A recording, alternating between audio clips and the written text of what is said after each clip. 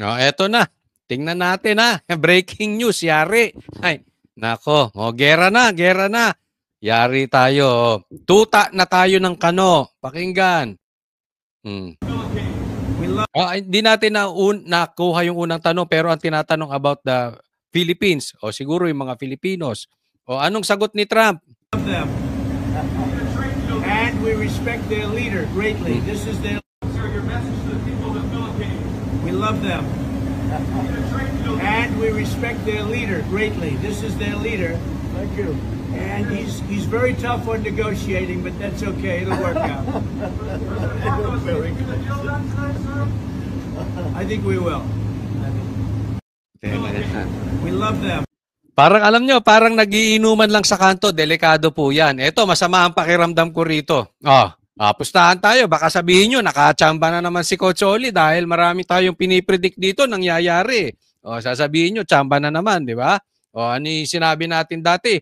Yung nawawalang sabungero, ibibintang kay PRRD. Totoo. Ang inaantay ko na lang, doon sa mga prediction ko, na yung pumatay kay Magellan, ibintang kay PRRD, at yung pumatay kay Lapu-Lapu, si BP Sara. Antayin nyo yan. Yan lang, hindi pa nangyayari. Marami nang nangyari sa sinabi ko.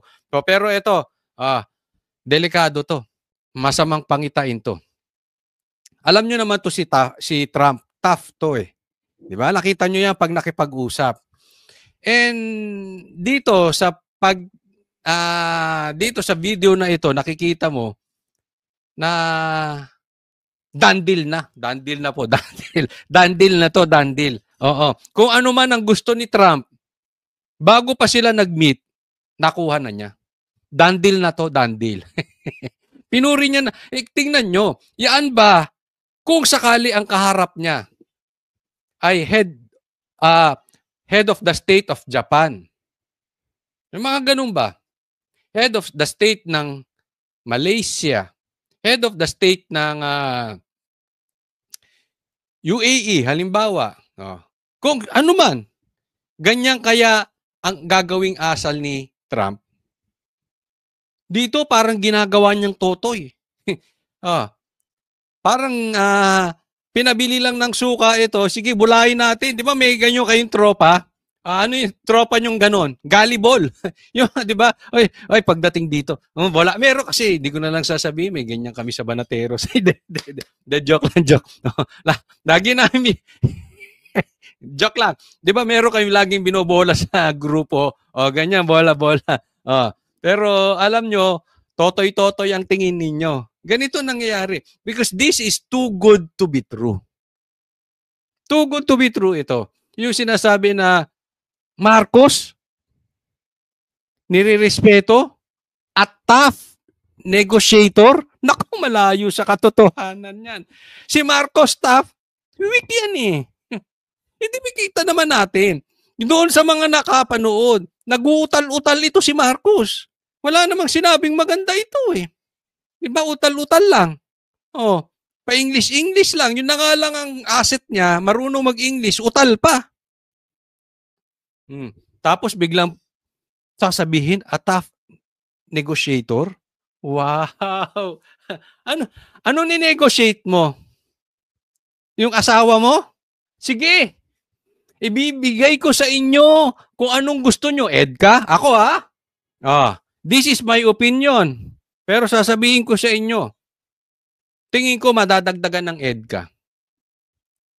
Tingin ko maglalagay sila dito ng mga armas. Tingin ko, approve na kung anumang participation kung meron mang magkakaroon ng sigalot sa China at Taiwan, magpa-participate tayo. Opinyon ko lang yan pero abangan nyo yung tatlong sinabi kong yan. Anong kapalit? Nagtatanong lang, Marcos, anong kapalit niyan? Absuelto na yung asawa mo? Tough negotiator, Wow. Hindi, malayo to. Malayo to sa personalidad. I mean, si Marcos, hindi nga niya kayang i-negotiate yung pinsan niya. Di ba, ang tagal na nating sinasabi, Marcos, ilaglag mo na yung pinsan mo na si Tambaluslos, ibabagsak niyan ang ekonomiya mo. At ako, sa tingin ko talaga, Naglalaglagan na ba yan si Tamba at saka si Marcos? Abangan ninyo, isa yan sa prediction ko. Maglalaglagan yan dalawang yan. Sa katunayan, sa tingin ko, nagsimula na. Kaya lang, kung hindi niya kayang i-negotiate, hindi niya kayang kontrolin si Tambaluslos, si Trump pa, naglulukohan ba tayong isang kilot, isang tuwa? Loko-loko kayo. Binobola ka niyan. Alam niyo kung sino magaling na negotiator? Si Trump. Yang ganyang puri, hindi yan basta-basta binibigay. Unless, done deal. Abangan ninyo. Abangan ninyo kung ano man ang mangyayari sa Pilipinas. Involve ang Amerika. Yaan po ang deal. Abangan ninyo yung mga sinabi ko. This is too good to be true. Ulitin po natin, And we respect their leader greatly. This is their... Sir, your message to the people of the Philippines. We love them. And we respect their leader greatly. This is their leader. Thank you. And he's very tough on negotiating, but that's okay. It'll work out. Parang bugoy. Anyway, antayin natin, okay? Parang bugoy talaga. Sige, sinong gustong kumontra? Nasa tingin ninyo yung sinasabing tough negotiator, we are on the winning end? Nakuha natin yung gusto natin sa kanila? Anong pakinabang natin sa EDCA? Hindi ko alam kung si Marcos may pakinabang sa EDCA. Ako, hindi ako magugulat. Tandaan nyo to, sinabi ko, hindi ako magugulat dito. At alam ko, sasabihin nyo, ay, binanggit ni Goldsoli yan. Di ba si Lisa? Very important meeting. It's unlikely hindi siya sumama. Sa lahat ng biyahe ni Bongbong Marcos nung naging presidente siya, this is the most important. Hindi sumama si Lisa. Bakit? Posibleng questionin siya. Posibleng hindi sila magkasundo ni Trump. Damputin siya. Kasuhan siya. Hindi natin alam. Pero next, sasama na yan si Lisa. Bakit? Done deal na eh. Release na yan. Tingnan mo.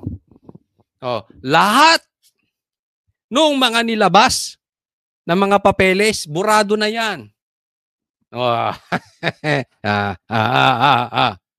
Sige Susunod, napunta ni Bongbong Marcos sa US. Tagaan nyo. Kasama na si Lisa. Absuelto de bobo.